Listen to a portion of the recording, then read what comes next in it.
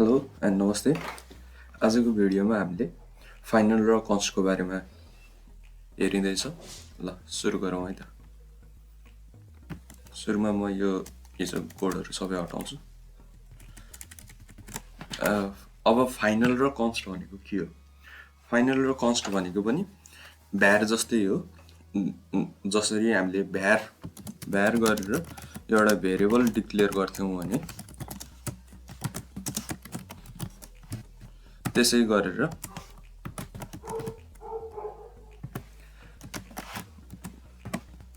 त्यसरी नै final name फाइनलबाट पनि हामीले भेरिएबलहरूलाई डिक्लेयर गर्न मिल्छ। यो गरे अनि प्रिन्ट गर्यो भने चाहिँ नेम फाइनल र कन्स्टबाट पनि नेम कन्स्ट इक्वल्स टु हामीले चाहिँ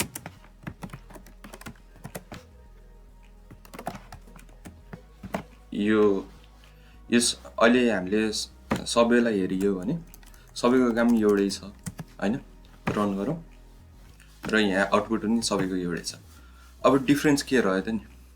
डिफरेन्स के रह्यो भन्दाखेरि मैले नेममा चाहिँ युट्युब भनेर राखिदिएँ हैन। अब एकचोटि रन गरौँ है।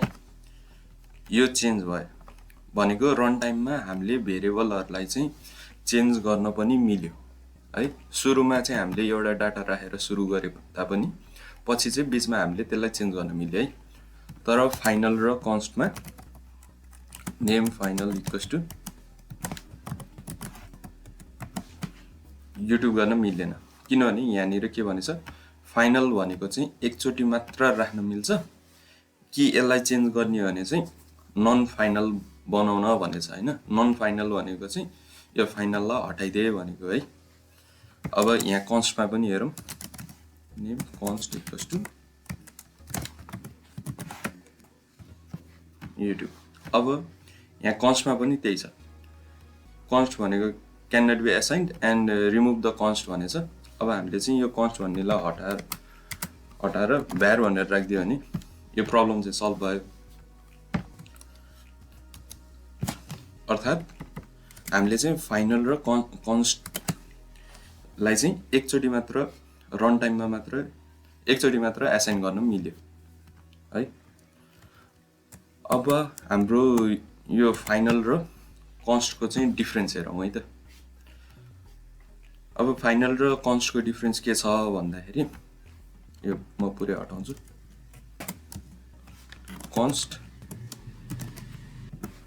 नेम इक्वल्स टु सबिन गरे अनि यसलाई प्रिन्ट गर्छु नेम अनि फाइनल नेम फाइनल गरे अनि त्यसपछि नेम फाइनल इक्वल्स टु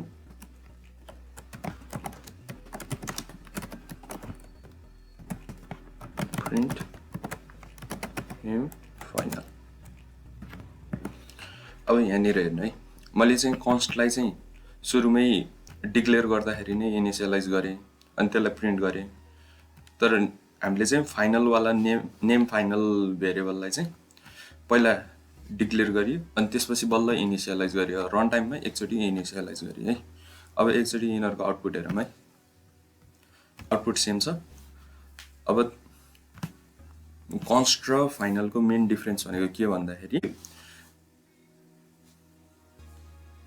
हामीले फाइनललाई रन टाइममा भेरिएबल एसाइन एकचोटि मात्र भए पनि गर्न पाइयो। तर कन्स्टलाई नेम इक्वल्स टु सबिन गरेर मैले चाहिँ यहाँबाट हटाइदिएँ भने पनि यो चाहिँ इररै फाल्छ। किनभने हामीले कन्स्टहरू चाहिँ कम्पाइल टाइममै गर्नुपर्ने हुन्छ, त्यही भएर इरर आएको है।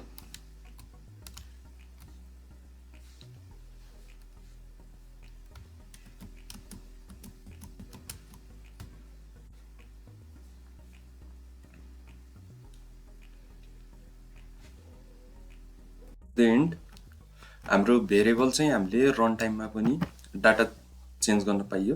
यदि तपाईँहरूलाई डाटा चेन्ज गरिराख्नुपर्छ भने चाहिँ त्यसलाई भेरिएबलबाट डिक्लेयर गर्नु होला।